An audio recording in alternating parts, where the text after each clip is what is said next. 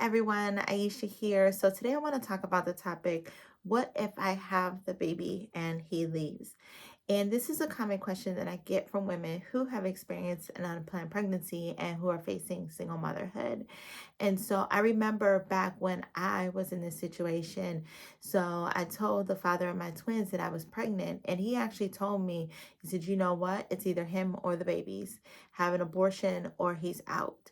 And so I knew very quickly that if I continued on with that pregnancy, that I would be a single mom. And I was kind of like asking the same thing. So what if he leaves? Like, how am I going to be move forward? Like, what does this mean for my life? Because I grew up with two parents and in a two-parent household.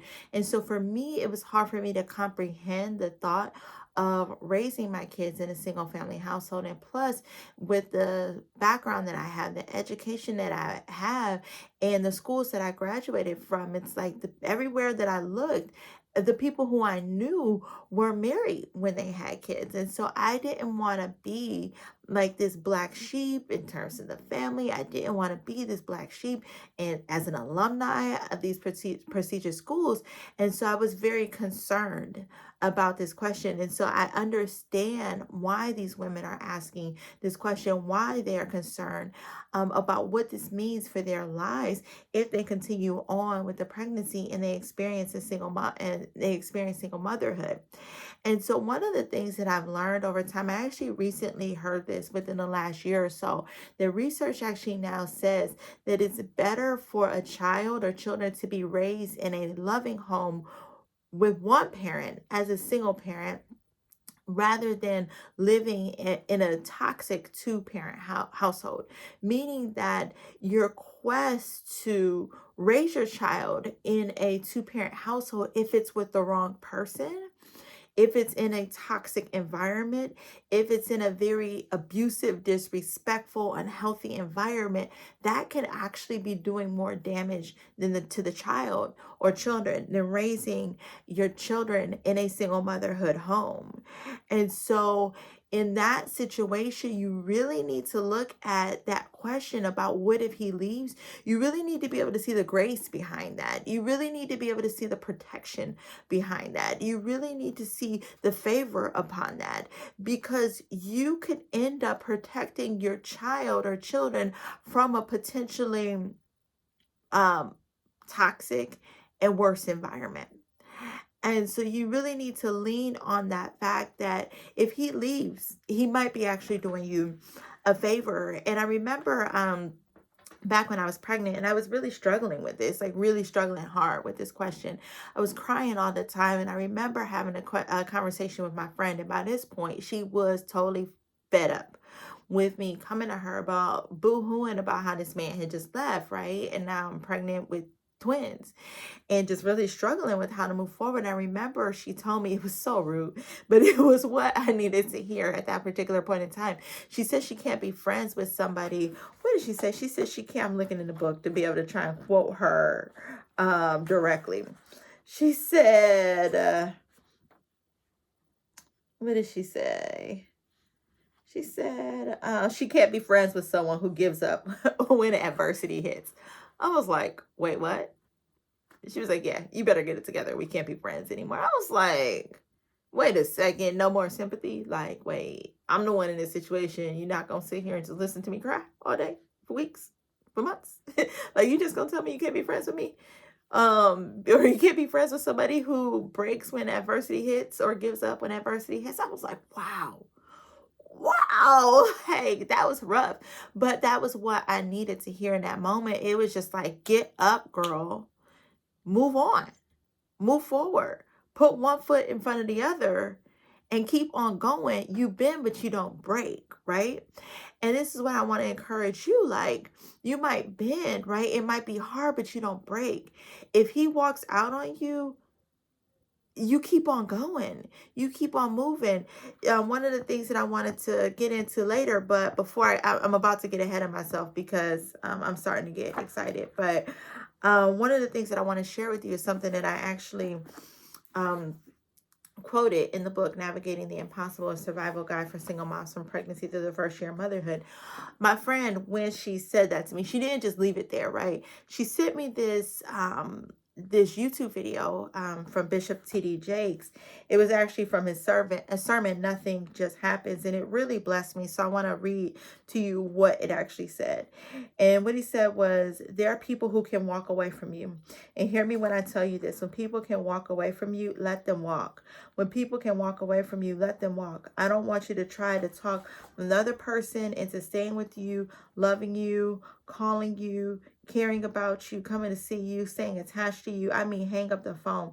When people can walk away from you, let them walk, because your destiny is not tied to the person who left. People leave you because they are not joined to you. And if they are not joined to you, you get super glued and you can't make them stay. Let them go. You got to know when people's part of your story is over, so that you don't keep trying to raise the dead. And that was from his sermon, Nothing Just Happens. And it really blessed me. It really blessed me a lot. And I remember like it giving me this breakthrough, this permission to stop crying, and this permission to stop feeling sorry for myself, and this permission to stop asking myself, well, what if he does leave, right? It gave me the permission to stop being frozen about not knowing how to move forward. And I realized, you know what? He is leaving. I can't control him. It's over. And now, how do I respond from here? And I remember exactly, like, it was so impactful. I remember exactly where I was when I heard that sermon. And I remember how much strength that I felt and how my tears dried up. It was like, zoop, just dried up. And it just was so real. I realized that I needed to let him go, right? Because his part of the story was over. And it was time for me to be able to move forward. And you might be wondering, how do you move forward if he walks out? Because I mean, the practical thing, the truth is it's still not easy, right? The truth is that when he walks out, you become a single mom. Now it's on you, and you have to move forward for not just you, but your children also. And it's not it's not easy, right? It's not emotionally easy. It practically, it's not easy. But you have to be able to trust that you're stronger than you think. You're more resilient than you think. You're more resourceful than you think. And God wouldn't take you this far to leave you and abandon you. And that He still has His hand on you. You are still covered. Your children are still covered. God's favor will be on you, and you will be okay. You literally have to trust in the same God that rose Jesus from the dead. Is that same power that rose Jesus from the dead is living within you, and that you can do more than what you think. And I remember as scripture says that nothing is impossible with God, and that is why I titled this book the way it is, and why impossible is in quotes. This is intentional, because nothing is impossible with God, and it might feel like it's impossible. You might not know how you can move forward, but nothing is impossible with God. And this is why I wrote the book, to be able to show you you can make it, right?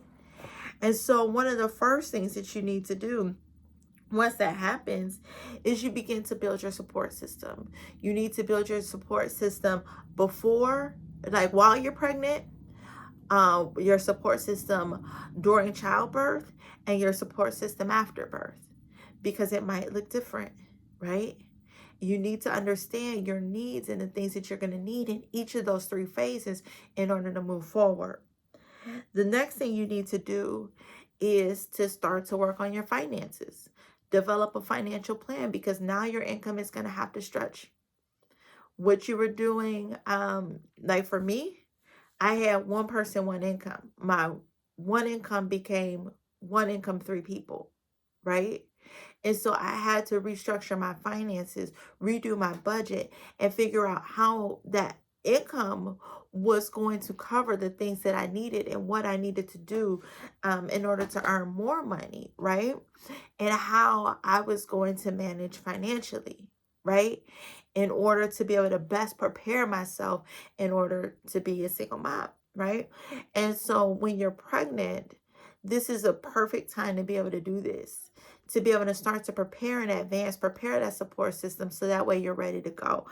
Prepare your finances so that way you're ready to go. Start saving more money while you're pregnant before you have all these extra expenses, right? Of course, you're going to have doctor's appointments and stuff like that where you're already going to be paying extra, right? You're going to have some of the money that you're paying in order to prepare the nursery and the things that you need for your children. But there's still going to be certain costs that you would not have yet encountered, which allows you to be able to save more than you might save once your children are born. And so you want to be able to start to prioritize your finances and financial management. And again, I talk about half this book is about preparing financially. A whole section of this book is about building your support system. And I know I'm gonna make more videos, and I've made videos about this in the past, and I'll link to some of those in the description as well. But the other thing that you're gonna have to do is check your heart, because it is, I'm telling you from personal experience, when somebody betrays you, when someone disrespects you, when someone walks out on you, the natural thing is to be angry, resentful, not forgive, and it leads to bitterness. And you don't want to become bitter, because bitterness is like an ugly root. Then when you get bitter, it can become hard to pull it up. It can be hard to uproot bitterness. And so lean on forgiving, because one of the things that helped me when I was dealing with so much pain when I was pregnant was the realization. I don't know even know how it came to me one day. It must have been the Lord. But I was eating and I was just like, wow, if my kids are eating everything that I eat, then don't they feel everything that I feel? And I didn't want them to feel what I felt. I didn't want them to feel the pain. I didn't want them to feel the rejection. I didn't want them to feel the bitterness. And so, just working with a counselor, working with a therapist, I just went on this quest to begin forgiving and trying to not get to this place where my heart would grow hard, my heart would grow cold with unforgiveness, resentment, and bitterness. And it didn't necessarily work when I was, maybe it worked a little bit I think it worked when I was pregnant. But then just over the years, and just got angry, and I just got angrier and angrier and angrier the more I thought about and meditated on his words, and the way I tried to parent opposite of the stereotypes for single moms. I spent so much time focusing on what he said to me and what he said my life and the lives of my kids would look like, that became what I focused on, because I just wanted to do the opposite. But in the process of doing the opposite, what I was beholding was all the negativity. What I was beholding was the stereotypes and the statistics. And there's a saying that you become what you behold. And I was beholding everything that I didn't want because I was trying to do the opposite. But in the process, it just was over and over and over again, those messages and everything, that I began to get angrier and angrier and angrier. And then the unforgiveness came in, the bitterness came in, and it took years to undo, to the point where I got to the point where I could forgive. And so what I want to say is, from the moment that you learn you're going to be a single mom, start working on that forgiveness, start working on that healing, start working on trying to find peace, because the more you work on that in advance, the better your life will be going forward. The less angry you will be, the less bitter you will be, the less resentful you will be, and it will make moving forward that much easier.